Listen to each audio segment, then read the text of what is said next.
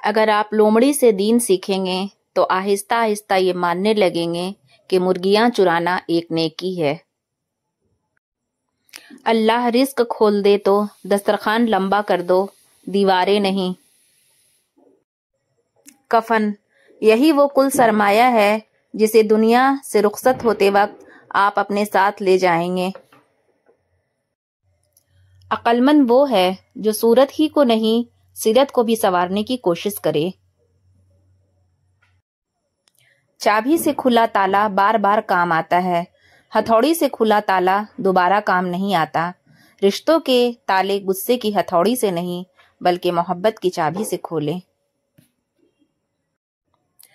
قدر تو وہ ہوتی ہے جو کسی کی موجودگی میں ہو، کسی کے بعد تو پچھتاوا ہوتا ہے۔ نیکی ہمیشہ فائدہ دیتی ہے۔ یہ تصویر ہماری پلیٹ میں رکھے ہوئے ایک لقمے کی اہمیت بتاتی ہے۔ اولاد یاد رکھیں، باپ نے اپنی پوری کوشش کی ہے۔ جلا کے پھینک دو ان ڈگریوں کو جو تمہیں تمہارے والدین سے دور لے جائیں۔ منافق جب کسی کو گرانا چاہتا ہے تو دھکا نہیں سہارا دیتا ہے۔ مت سوچے کہ ہم نیک ہیں، ہم بس خدا کے پردے میں ہیں۔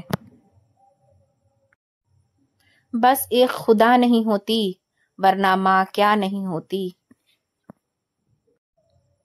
راستہ ایک ہی تھا، فرعون ڈوب گیا، موسیٰ علیہ السلام گزر گئے۔ یقین اللہ پر رکھو، راستے پر نہیں۔ گلاب کی خوبصورتی اس کے کانٹوں میں ہے۔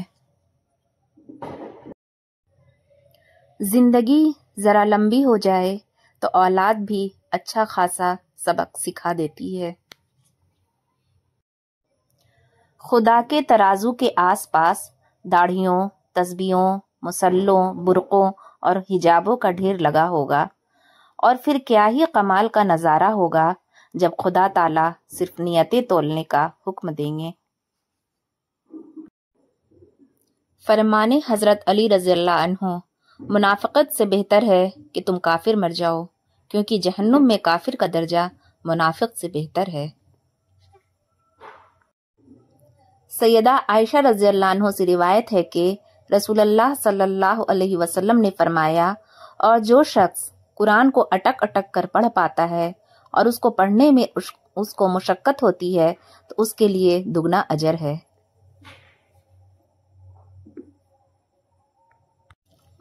اللہ کو بتایا کریں، اپنے دل کی کیفیت اسے بتایا کریں۔ آپ کیا محسوس کر رہے ہیں، کتنی تکلیف میں ہیں، آپ یقین کریں وہ بہت پیار سے سنے گا۔ اس کے سامنے رو لینے سے ہی آپ کے دل میں سکون اترے گا۔